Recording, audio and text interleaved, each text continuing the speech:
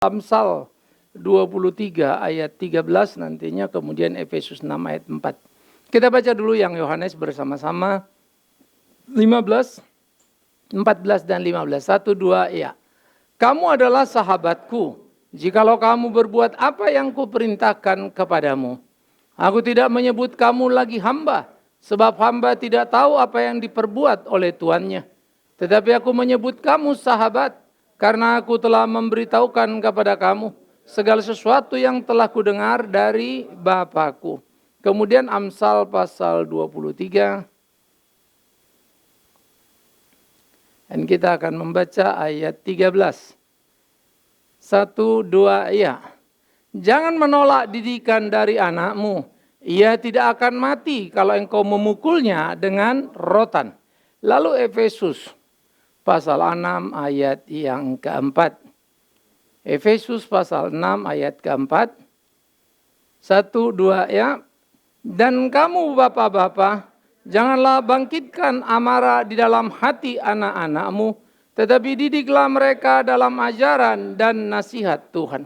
Saudaraku yang kekasih, ketika manusia jatuh di dalam dosa, seluruh sistem hidup kacau balau, termasuk di dalam sistem hidup keluarga.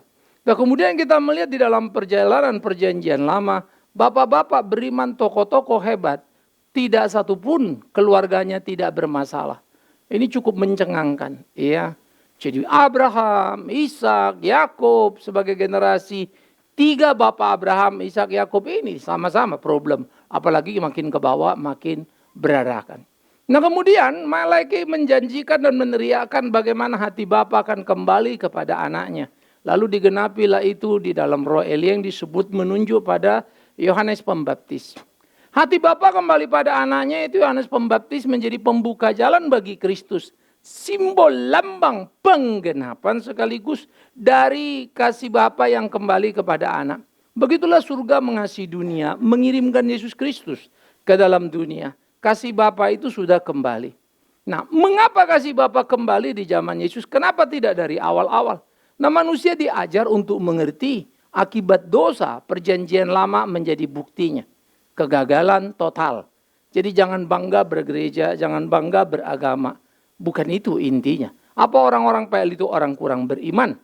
Tetapi kenapa lulu lantak keluarganya? Nah, dosa menggerogoti sedemikian rupa, manusia tidak bisa membereskannya. Sampai kemudian Kristus datang dan menyelesaikan seluruh kehidupan persoalan keluarga. Memulihkan. Nah, kemudian ketika dia datang, pertama tanda dibuatnya dan pilihan pelayanannya adalah perkawinan di Kana. Bagaimana memulai sebuah keluarga? Ini menjadi sangat menarik kalau kita mengerti mapping dari PL sampai ke PB lalu melihatnya dengan utuh. Maka pada waktu kita melihat bagaimana dia datang dan menyelamatkan sebuah keluarga, menjadi simbol keluarga hanya bisa selamat dan utuh jikalau Kristus ada di dalamnya. Bukan kita menempel ayat Kristus kepala keluarga, bukan juga sekedar ritual, pagi-pagi kita doa bersama, tetapi bagaimana sebetulnya dihidupi dan menghidupi seluruh hubungan itu dengan Tuhan. Nah, ini yang menjadi sangat penting bagi kita. Nah, saudaraku yang kekasih, kita sudah membaca tadi bagaimana gambaran di dalam Alkitab yang mengisahkan kepada kita ketika Kristus mengatakan bahwa kita adalah sahabatnya. Ya, ini menjadi representasi surga. Berbicara kepada manusia berdosa. Nah, itulah Kristus berbicara kepada murid-muridnya. Kamu sahabatku jikalau kamu berbuat yang kuperintahkan padamu.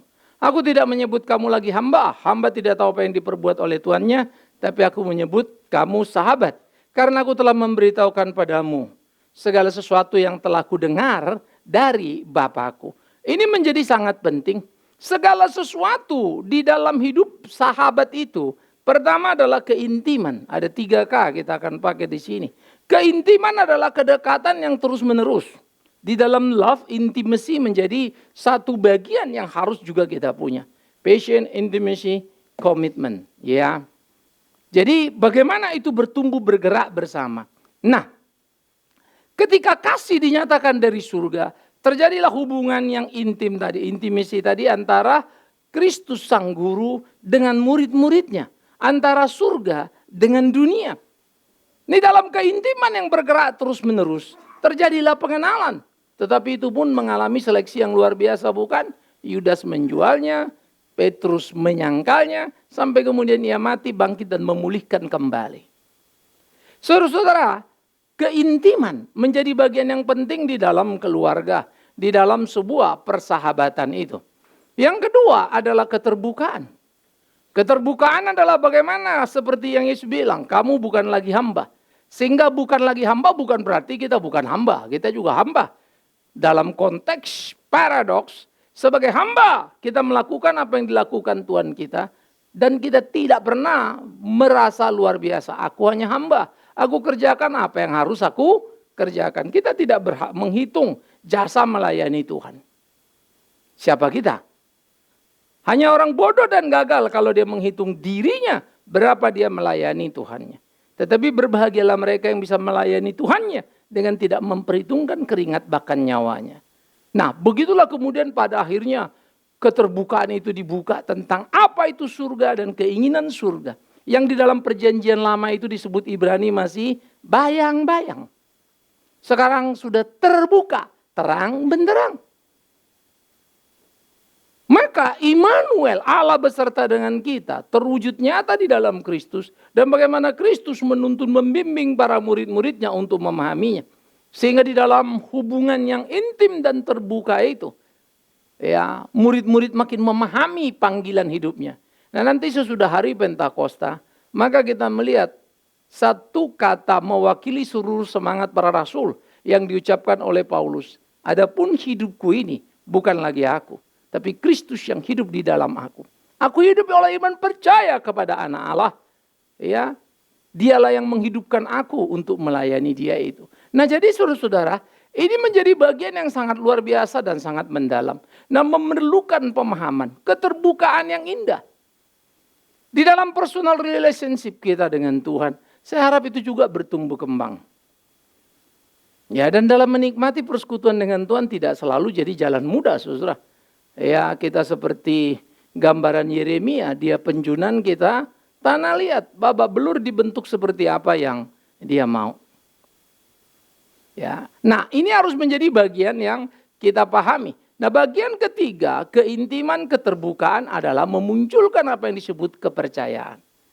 Sehingga mempercayakan apa yang patut seperti Kristus mempercayakan kepada murid-muridnya. Pergilah beritakan Injilku. Seperti Kristus mengajarkan kepada murid-muridnya. Kepadamu kuberikan kunci surga itu. Artinya wibawa gereja. Sehingga gereja menjadi representasi daripada kehadiran Kristus di tengah dunia. Begitulah keluarga Kristen menjadi representasi dari kehadiran Kristus di dalam dunia. Nah, jadi saudara, sahabat adalah yang intim dan punya hubungan yang dekat. Kalau sudah dekat pasti tahu. Mengakibatkan sebuah keterbukaan di dalam berbagai informasi. Kamu tidak mungkin tahu siapa Tuhan kalau kau intim dengan Dia. Dan akhirnya ada satu kepercayaan, kau mempercayakan dirimu kepada Dia yang kau percaya. Dan kau tidak berhitung lagi akan hidupmu sendiri. Ya, nah Rasul itu sudah menggapai itu. Saya kalau membaca Alkitab mengerti kisah itu, memahami betul. Ya, tetapi pada waktu lihat, menjalaninya tidak sederhana. Ya, ini menjadi pergumulan serius kita. Ya, bagaimana ya melakoni semuanya itu. Nah, ini menjadi pertandingan di dalam kehidupan orang Kristen dan tidak bisa cengeng. Jangan terlalu bermanjaria dengan situasi kita. Tapi bagaimana kita berhitung dengan waktu yang ada. Dan bagaimana mau melayani Dia Tuhan kita. Tapi jangan lupa, hari ini kalian bisa semangat. Senin sampai Sabtu, terlalu besar godaan dunia untuk merontokkan kita. Ini menjadi pertandingan terus-menerus, saudara. Ya, jadi ini yang harus kita jalani di dalam keintiman persahabatan. Semakin mengenal Dia secara personal. Nah, itulah modal bekal baru kita bisa menjadi sahabat bagi anak kita di dalam konteks keluarga Kristus itu. Ya. Saya kemarin dapat hasil tes saya disorder ya. Jadi saya diperiksa, ternyata saya punya irama jantung jeleknya setengah mati begitu ya. Sehingga saya positif hipoapnia sentral. Ya dokter bilang, waduh Pak,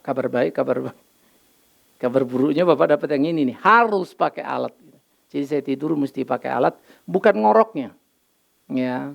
Jadi saya punya irama jantung, ada jalan, terus ada waktu berhenti. Ya. Nah, itu rawan sebetulnya di titik-titik gitu. Kalau dia lupa ya selesai, sudah ya. Sementara saya tidur gitu. Saya selama ini makan Xanax untuk membantu tidur. Kalau pacu jantung nggak beres, padahal Xanax juga bisa berbahaya. Karena refleks saraf itu bisa jadi lemah, dia tidak kembali dan liwat sudah gitu ya.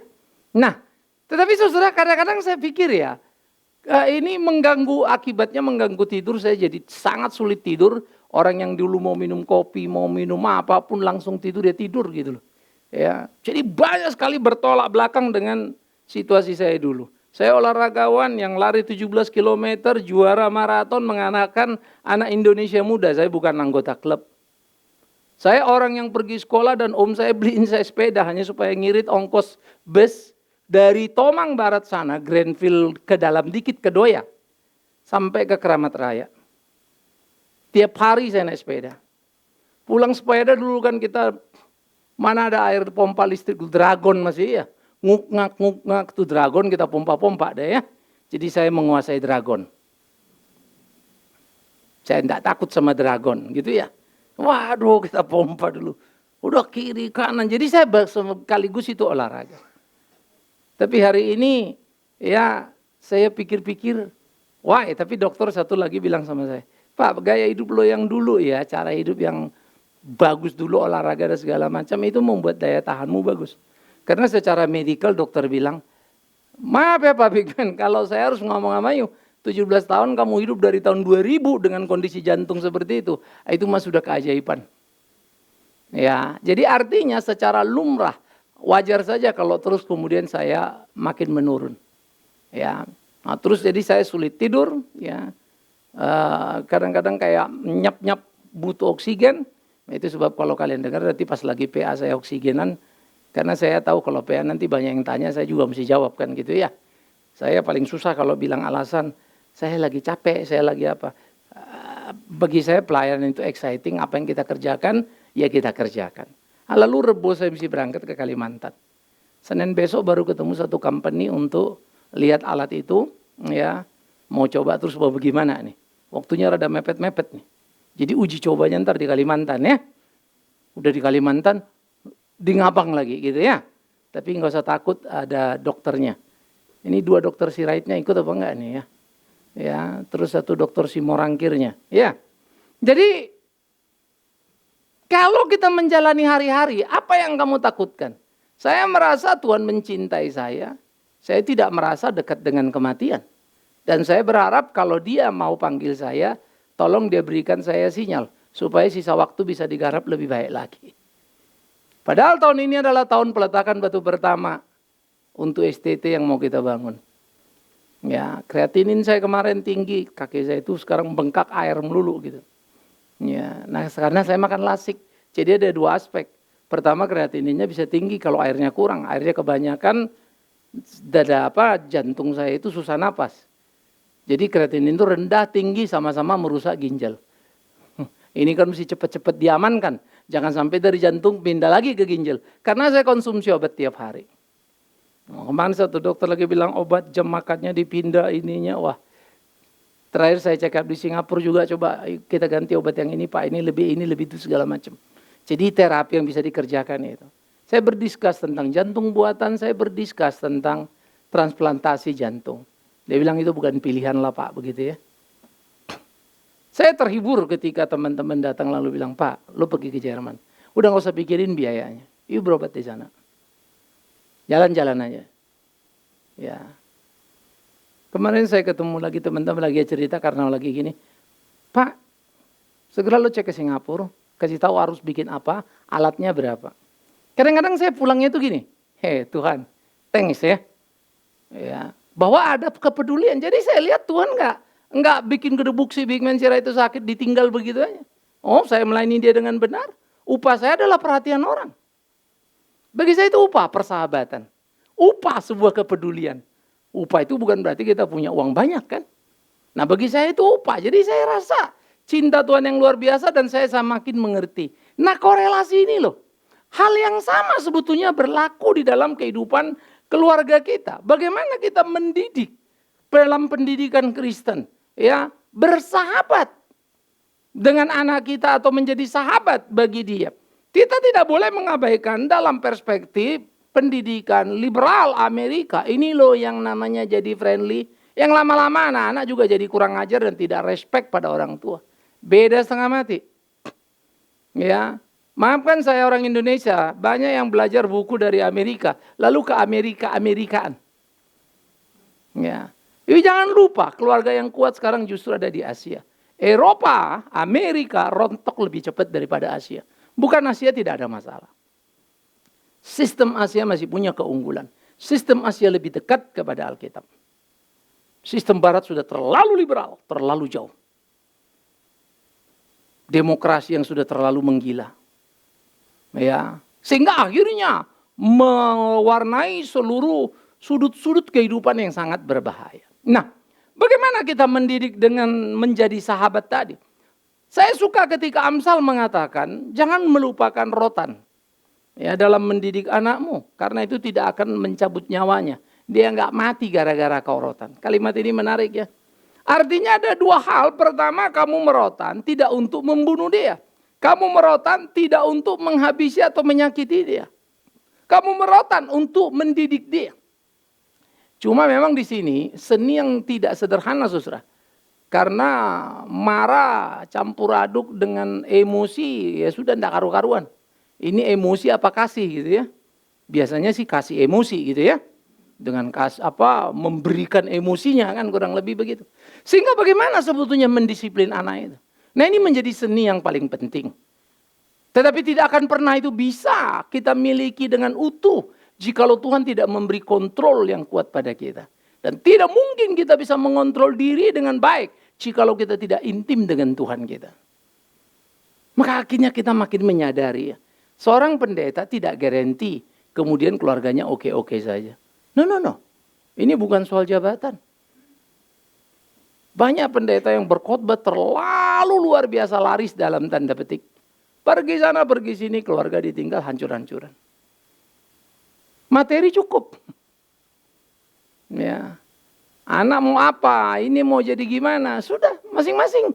Kita sudah mendengar banyak kisah yang sangat mengerikan di dalam keluarga-keluarga pendeta. Jadi jangan berpikir keluarga pendeta everything okay. No.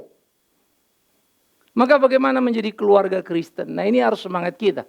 Di mana Kristus betul-betul menjadi kepala keluarga itu. Oleh karena itu, memukul karena kasih. Ini menjadi satu seni yang harus kita perhatikan. Kalau memang dia salah, hukumlah dia sesuai kesalahannya. Jangan kesalahan kecil kita emosi, kita hajar dia. Ya. Tapi jangan juga dia kesalahan besar karena udah mau pusing masa bodoh, kita diamkan dia. Bilakah rotan itu dipakai waktu itu seni luar biasa. Rotan itu tidak serta-merta benar-benar rotan ya. Omongan kita pun jadi rotan bagi anak. Ya. Ini menjadi satu seni yang penting. Bagaimana kita memperhatikan hal-hal itu. Saya selalu share, tidak satu pun anak saya tidak pernah saya pukul. Tapi tidak satu pun anak saya bisa saya pukul. Saya tidak datang lalu ngobrol sama mereka. Why? Kadang-kadang saya juga merasa kebablasan. Kadang-kadang saya juga merasa saya terlalu emosi. Ya. Saya memaksa mendidik anak-anak begitu luar biasa. Saya belajar karena saya guru sekolah minggu. Tapi saya sadar saya fail juga. Karena saya tahu apa Alkitab bilang. Tapi saya nggak begitu. Jadi membenahi terus-menerus itu tidak gampang, saudara. Ya. Dulu anak-anak waktu udah mulai senang nonton televisi, kalau kita mau pergi ke supermarket nih, man, ya pergi, udah pasti pada nggak mau. Mau nonton TV, itu saya suruh berangkat. Nangis-nangis itu di mobil. Ya. Sampai supermarket jalan belanja gini, makan, udah mulai ketawa. Saya cuma bilang sama anak-anak, kalian tinggal sama papa ada batas waktunya. Ya. Sekarang kalian di sini dan sama-sama. Suatu waktu kalian pisah, kalau kita nggak pernah sama, kalian akan lupa bahwa kita pernah bersama. Makanya banyak orang tua anak hubungan emosi tidak terlalu intim. Suami istri pergi-pergi, makin lama pisah, makin bahagia hidupnya. Papa, jangan segera pulang ya. Dananya belum habis. Jadi saudara, keintiman tadi yang kita kelola tadi, nah lalu bagaimana kita mendisiplin anak, sampai anak dapat gambaran itu. Itu masuk ke subconscious mereka, tidak selalu berhenti di conscious. Consciousnya itu berontak. Kenapa saya dipukul, kenapa saya gini, papa gak sayang, papa begini, papa begitu. Tetapi itu masuk ke dalam menjadi subconscious bagi dia. Lebih dalam lagi menjadi unconscious yang menempel. Dan satu waktu dia jadi ayah itu akan keluar. Ya.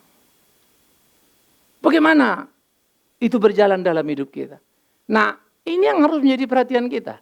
Saya tidak pernah, bapak saya tidak pernah jadi sahabat saya. Bapak saya selalu jadi musuh saya. Ya. SMP saya bawa pisau ngajak kelahi sama bapak saya. Ya, dalam bahasa anak media kita main kita. Padahal bapak saya ini tentara, dipukulnya aku juga KO ya. Cuma karena bapakku kulawan dia kan. Kalau tentara lain kan ngeri kita. Dia si PM. Ya. Kalau udah naik Harley itu, waduh, gagah banget ya. Turunannya kalian bisa lihat. Papa saya lebih tinggi loh dari saya. Buah, militer lagi kan. Padat betul itu badan begitu ya. Tetapi kemudian kalau saya pikir-pikir sampai hari ini. Sampai dia dipanggil Tuhan kami gak pernah jadi sahabat. Sampai saya menikah jadi problem. Gila ya. Saya datang ke rumahnya. Masalah ribut. Ya. Jadi kalau pikir-pikir. Tuhan thanks. Ketika saya ngajar sekolah minggu saya mengenal Tuhan. Tuhan merubah seluruh persepsi. Justru saya takut kalau jadi seperti bapak saya. Nah, saya berkelahi supaya tidak terjebak di situ. Jadi kita juga tidak punya alasan bilang, saya sebetulnya nggak mau gini Pak, bapak saya dulu. No. Sekarang dengan siapa kau dekat? Kalau kau dekat dengan Tuhanmu, Ia akan tolong kamu. Luka dengan ayah ibu kita di waktu lampau, itu justru bisa menjadi vitamin yang menyegarkan dan menguatkan kita. Itu jadi latihan tuh. Exercise yang luar biasa. Nah, jadi mendidik anak, kita perhatikan betul-betul bagaimana kita melakoninya. Tetapi yang kedua di dalam Efesus. Nah orang Kristen kalau baca Alkitab memang suka sepotong-sepotong sih ya. Hei orang tua jangan sakiti anakmu. Jadi gak boleh pakai rotan. Saya kadang-kadang kalau ngeliat pendeta terlalu berani khotbah. Tidak menjelajah seluruh Alkitab. Otak saya pun bingung. Main comot saja begitu loh. Apakah Alkitab ini mau kamu benturkan antara Amsal dengan Efesus? Apakah salah satunya salah? Saya percaya dua-duanya betul. Kitanya yang salah. Kitanya yang kacau. Kita benturkan. Oleh karena itu apa yang digambarkan di dalam Efesus supaya orang tua jangan menyakiti anaknya di dalam kerangka mendidik bablas emosi tadi itu. Sehingga anak tidak merasakan didikan karena kurangnya kedekatan yang banyak cuma pukulan. Itu pun bahaya. Ya. Bagaimana kita membangun hidup kita? Bagaimana kita menjalani hari-hari kita? Nah oleh karena itu ini menjadi sangat penting saudara yang kekasih. Kita tidak menyakiti karena bertanggung jawab itu anakku. Bahwa kalau aku menjadi berkeringat, ya itu tanggung jawabku. Ini anakku, aku bertanggung jawab untuk masa depan dia. Aku tidak bisa bilang suka-suka dia situ. Saya bertanggung jawab. Walaupun kadang-kadang kalau emosi datang kita ada masa bodoh begitu ya. Nah bagaimana kita bertanggung jawab terhadap kehidupan anak itu. Supaya anak itu punya masa depan yang baik. Itu beban kita. Ya. Saya selalu tekankan anak-anak, saya tidak penting kalian besok kerja apa. Saya tidak penting uang kalian dapat berapa. Saya tidak penting kalian sempat belikan saya mobil atau rumah atau jalan-jalan ke luar negeri. Itu bukan priority. Tapi saya penting hidup kalian benar. Saya penting kalian melayani Tuhan baik-baik. Karena bagi saya, kalau saya mau warisi nama harum karena anak-anak, saya bahagia itu hidup saya. Saya sama istri sepakat harus ada di situ. Ya. Bagaimana kita menjalani hari-hari? Bagaimana kita menjalani dan melakukan itu? Bertanggung jawab pada tiap apa yang kita kerjakan. Sehingga kita tidak menjadi pengecut. Yang lari dari seluruh persoalan. Nah anak-anak pun harus punya sikap yang sama. Belajar memahami bahwa rumah adalah tempat kamu latihan. Sekolah itu tempat kamu latihan, bukan tempat hidupmu. Nanti kamu keluar dari sekolah, keluar dari rumah, baru kamu hidup di sana. Kamu tidak bisa panggil papamu, tidak bisa panggil mamamu. Karena persoalan kamu yang harus hadapi. Maka papa mama bekali, karena mereka akan ke sana. Jangan sampai mereka kelahi tanpa senjata. Kasih senjatanya. Pengenalan akan firman Tuhan itu. Sehingga ini menjadi seni yang kuat di dalam seluruh perjalanan kehidupan kita. Oleh karena itu, ketika ayah mau menjadi sahabat, dia mesti bertindak seimbang untuk bersahabat. Pukul kalau memang waktunya.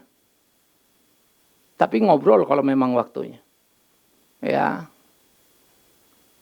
Saya dulu rasa saya agak agak fail karena kita kebablasan banyak pelayanan.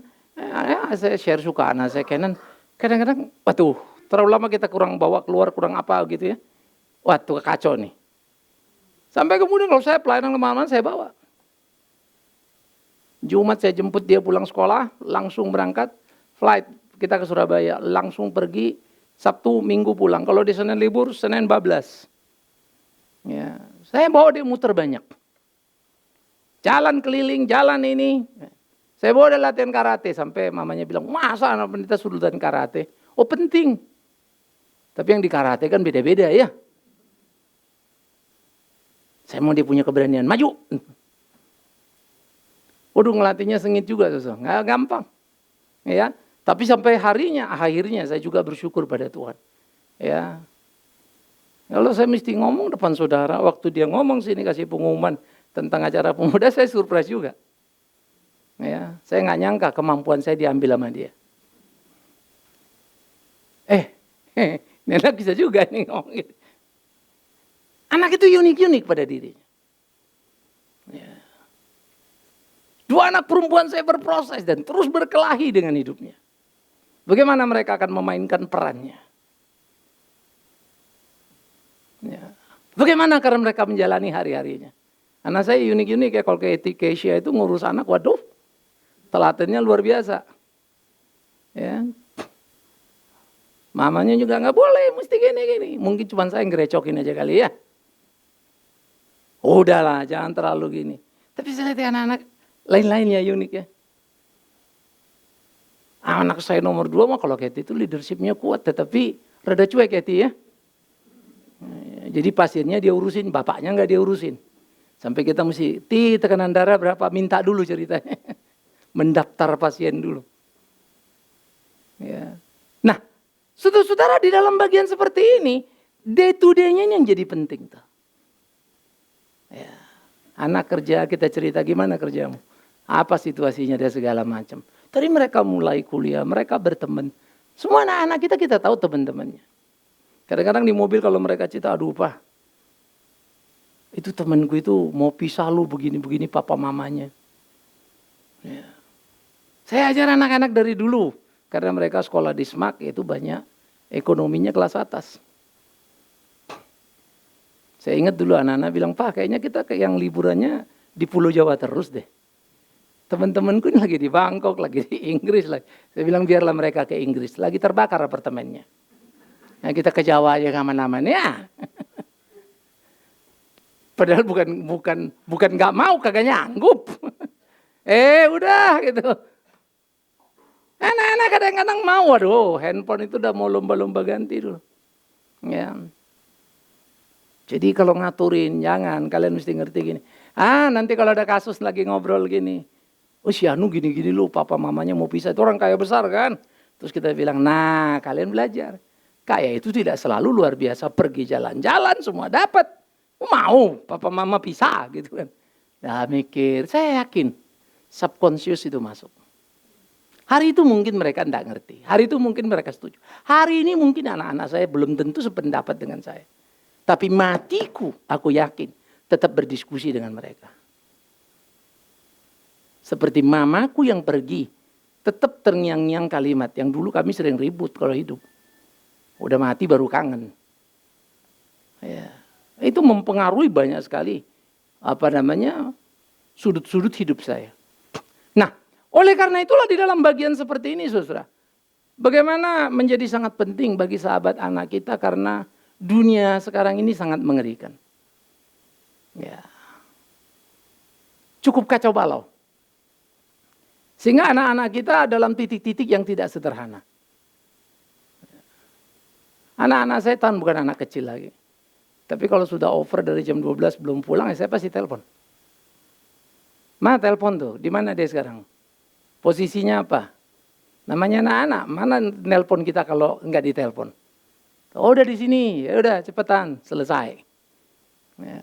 Yang penting kita udah yakin dia ada di mana. Apa Pak Bingmen nggak percaya sama anak-anak? Oh, nanti dulu, saya percaya anak-anak saya. Tapi saya tahu anak-anak saya masih muda.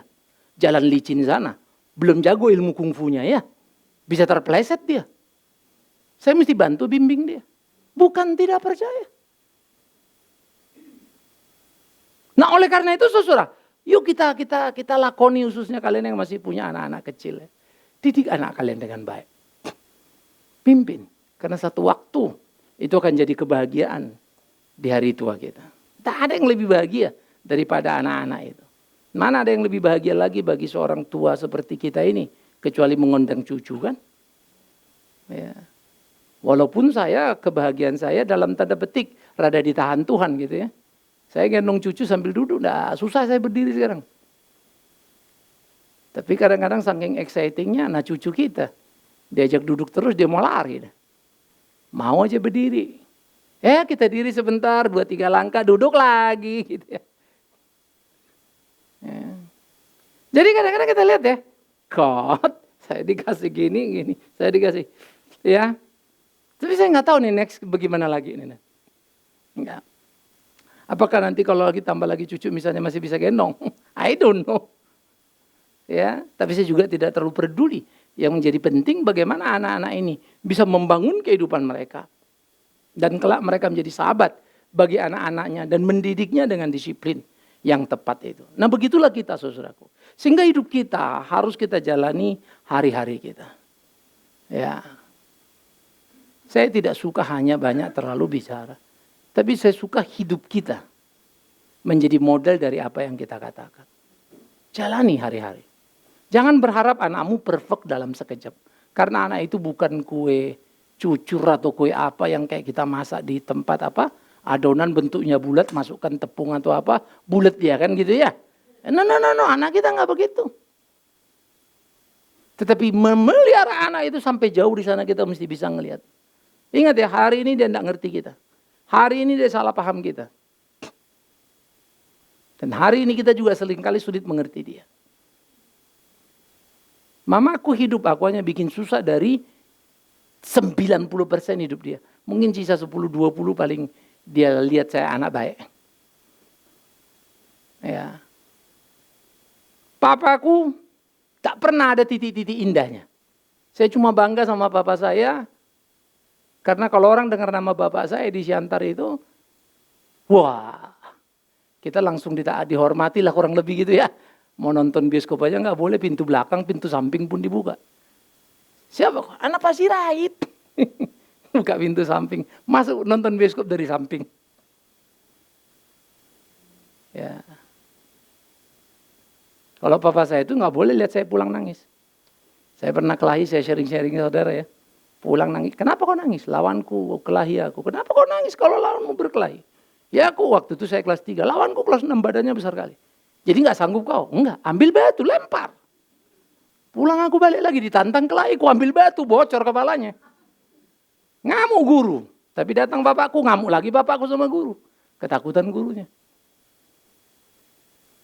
Tapi saya pikir-pikir dia ngajar. Sehingga saya pikir-pikir hari ini ketika Tuhan merubah. Bagaimana kita berani untuk berkelahi dalam melayani. Berani tidak berhitung dalam melayani. Beraninya kan kita geser ya. Bukan berani lagi untuk kelahi. Tapi bagaimana kita berani untuk melakoni hari-hari kita. Nah jadi saudara-saudaraku yang dikasihi oleh Tuhan Yesus Kristus. Mari kita menjadi sahabat bagi anak-anak kita. Para ayah. Oleh karena itu tidak akan pernah ada kita bisa membina persahabatan dengan anak. Kalau kita belum bersahabat dengan Kristus Tuhan kita. Hubungan kita dengan Tuhan itu penting. Relationship with God. Sehingga kita betul-betul menjadi sahabat yang semua dibukakannya dan kita diberi pemahaman oleh dia. apa dan bagaimana semestinya kehidupan itu. Nah, oleh karena itulah hal ini akan menjadi bekal di dalam diri kita. Lalu bagaimana hubungan kita dengan anak dengan merasakan kasih Tuhan. Saya selalu ingat ya, kalau Tuhan ngitung dosa saya, udahlah. Jadi debu lah aku ini dicincang terus tiap hari. Wong salah melulu. Berbanding sucinya itu babak belur lah kita kan. Mau apa lagi? Tapi kalau aku hitung terus salah anakku, aku pun kucincang terus lah dia. Karena kapan dia ngasih makan aku? Aku yang ngasih makan anak-anakku. Tapi kalau aku bilang, aku yang ngasih makan kau ya. Ya iyalah bapaknya ya kau. Apa hebatnya aku ngasih makan anakku? Bapakku juga ngasih makan aku. Aku ngelawan juga sama dia. Ya. Nah, jadi menjadi sahabat itu beda ya. Waduh ya, seperti Yesus ya. Dia kasih kita hidup. Tapi gila ya, berapa banyak salahku. Tapi berapa banyak dia tolong aku. Diampuni. Tapi dia bukan nggak memukul aku loh. Dia pukul aku. Saya sakit ini ya dalam rasa terus kok jadi ini lagi nambah. Ya. Saya rasa saya dapat blessing. Saya rasa Tuhan tolong pimpin saya. Ya, Tuhan lagi mau kerjain apa saya enggak ngerti. Ya. Saya itu sekarang tidur itu enggak pernah bisa di bawah jam 2. 2:30, 3 hari. Tadi malam gagal lagi. Saya terpaksa makan Xanax. Itu pun dapat hanya tidur cuma 4 jam. Ya, wine terapi kadang-kadang membantu. Kadang-kadang juga enggak. Tapi memang karena napas itu. Jadi mungkin pakai alat itu kata dokter ini akan nolong you. Sehingga dibantu nanti jantungnya mompa. Ya, karena pompa saya kan turun 19-15 sekarang. Tadi kan 19-22an. Naik turun di 19-22, sekarang 19 ke bawah ke 15. 15 start turun sampai 5. 5 turun. Innalillahi wa innalillahi raji'un. Yuk pakai sisa waktu yang ada. Jadilah sahabat bagi anak-anak kita. Ngobrol lah dengan mereka. Ya. Jangan sia-siakan kalau kita punya waktu makan dengan anak-anak. Karena makan itu bukan soal makan apa atau makan di mana. Ngobrolnya di meja makan itu loh. Kisah-kisah di meja makan itu loh. Ya, itu yang menjadi sangat penting di dalam kehidupan kita. Nah, oleh karena itulah saudara-saudara, hubungan ayah dengan Kristus akan mempengaruhi hubungan ayah dengan anak. Perspektif kita tentang surga akan menolong kita membangun keluarga. Sehingga dari sanalah lahir persahabatan. Anak menatap ayah terlihat wibawa, tapi bukan menakutkan. Anak menatap ayah tegas, keras, tapi bukan menindas. Anak melihat ayah bersahabat, tapi bukan seenaknya. Ada hormat. Indah ya. Dream saya selalu gitu. Ya. Makanya kalau saya doa ya, ini memang dasar kita lah ya. Dulu kalau saya doa 1000 sarjana Tuhan. Kalau satu dari 1000 ini jadi bupati, baru kau panggil aku kalau boleh. Sekarang udah tambah lagi kan. Kalau boleh kulihatlah cucuku ini. Kadang-kadang kalau saya lagi berdoa saya ketawa sendiri. Ya elah order gue banyak amat, maju terus. Ya, mula-mula ini anak-anak nih, 1 udah married, 2-nya lagi kiranya sudah married dulu sebelum Tuhan panggil. Habis itu nimang cucu dari masing-masing. Kadang-kadang otak kita ini ngordernya konyol ya. Udah ya Tuhan. Akhirnya memang dasar ya. Semua kita mau apa yang kita mau. Ya. Nah karena itu saudara-saudara, kerinduan yang sah-sah saja apa yang kita bisa bangun. Tapi ada hal yang penting. Jangan tunggu hari esok. Mari hari ini kita bangun persahabatan itu. Jadi pulang, makan, mulai rubah pola ya. Bukan makan-makan cerita gak karu-karuan. Apa yang penting, bagaimana membentuk anak. Mungkin anak berkeluh kesah, wah ini begini-begini, udah. Kamu mesti sabar, kamu mesti ngerti, mesti gini dan seterusnya. Ya. Bagaimana kita melakoni itu? Bagaimana kita menjalani itu? Ya, jadi saudara-saudara yang dikasih oleh Kristus, ketika anak-anak kita mau kerja, kita memotivasi mereka. Waktu kerja mereka tahu untuk apa mereka kerja. Kalau mereka berhasil untuk apa? Berapa banyak uang pun kita kumpulkan. Sehari makan 3 kalinya kita. Ya, kayak saya sekarang ini jadi pusing. Saya penggemar teh.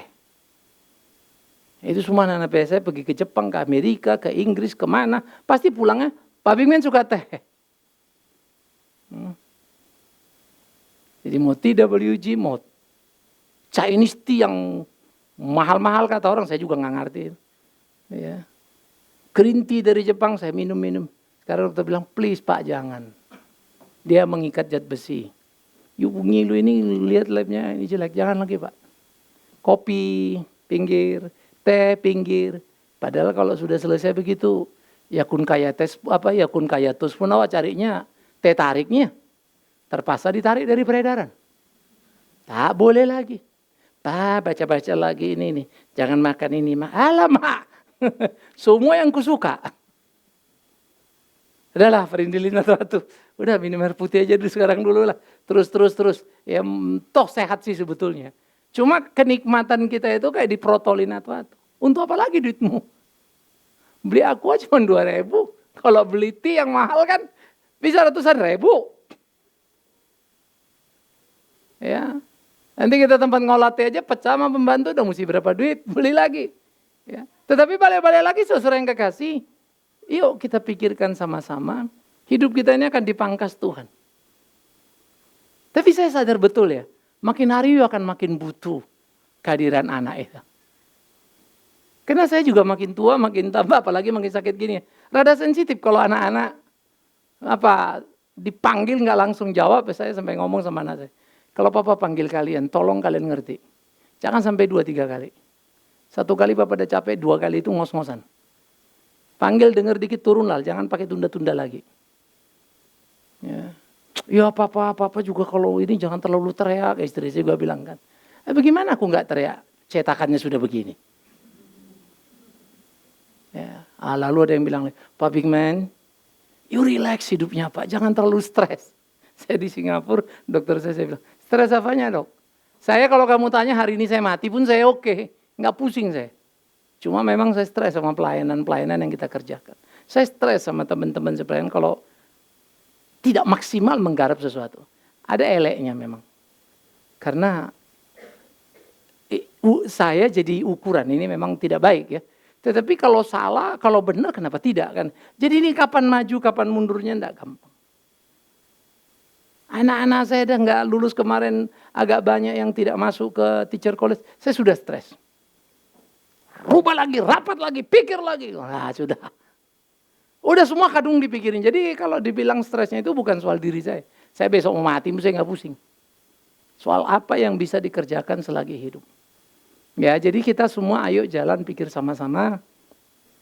Biarlah hari kita, khususnya kita orang tua yang makin tua ini, menikmati kedekatan dengan anak secara alamiah. Ya.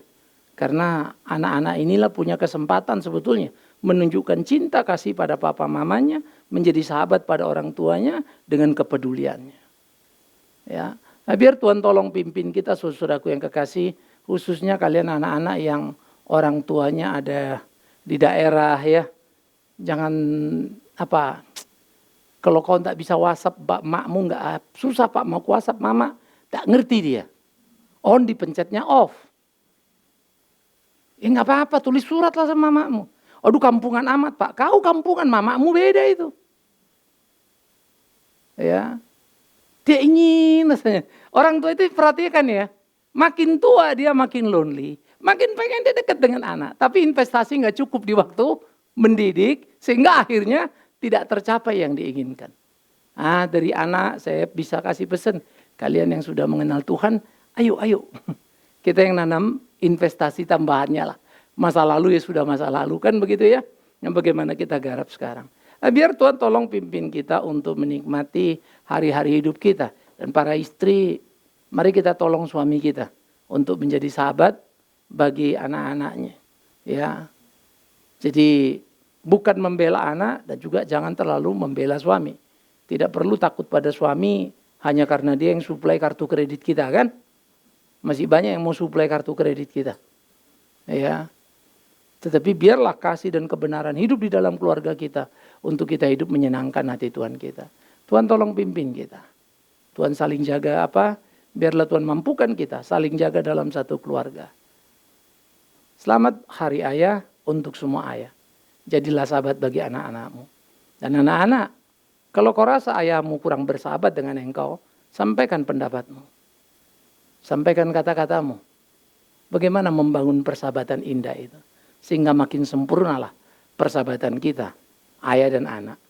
Ibu sebagai juri yang mengamati, lalu melihat, membenarkan mana yang memang iya, menyalahkan mana yang memang salah. Sehingga dengan demikian, keluarga kita, itulah pusat bahagia kita. Bukan di mana rumah kita, tapi bagaimana relationship kita. Ya, ingat, kalau saudara pulang ke rumah, saudara lewat rumah orang, kagum, rumahnya besar, size-nya duluan ya. Wih, desainnya bagus, eksteriornya keren. Ini arsiteknya jago nih. Masuk dalam. Wih, interiornya ampun loh. Wih, harmonis banget loh gapanya. Wah, indah bener dah. Musiknya taruh, sound systemnya nggak kelihatan tapi keluar suara yang syup. Seakan-akan rata seluruh ruangannya. Keren. Sudah eksterior suasananya juga wow. Aromaterapi hidup terus. Shush. Saya kemarin saudara, Pak Bigman, terus saya kirimin aromaterapi. Jadi Pak Bigman kalau tidur pasang aromaterapi lebih gampang tidurnya. Gitu. Saya juga nggak tahu tuh efek apa enggak. Ya, saya tidur dikasih semprot di bantal, plot dari Eropa. Gitu. Ini bisa bikin tidur Pak? Enggak juga. Pak ini di Prancis lagi berkembang sekarang apa? Jadi tiba-tiba lupa saya namanya. Ya, yang ini tadi wangi peppermint taruh tanya. Wah, segar. Ada satu bilang ada luka pas saya tutup rapi langsung, Pak. Kasih udah 4 botol itu. 1 botol belum habis. Enggak tidur juga. Akhirnya balik minyak angin. Mungkin suja sekali ya. Sampai ku taruh di sini loh. Kalau aku pakai minyak angin di tengah-tengah sini. Terus di bawah mata. Ku buka-buka mataku kan berair lah kan. Harapan tidur. Kadang-kadang enggak juga. Keluar air mataku belum tidur juga ini. Rugi rasanya ya. Nah jadi suasana. Tapi tahu enggak yang paling dalam? Interior. Apa eksterior? Interior. Suasana. Tapi yang paling dalam. Apakah orang di dalam rumah itu bahagia? That is about love. Sahabat. Ya, Tuhan tolong kita, Tuhan pimpin kita. Biarlah meja makan kita, bukan apa yang kita makan. Tapi suasana kebatinan kita. Kita berdoa.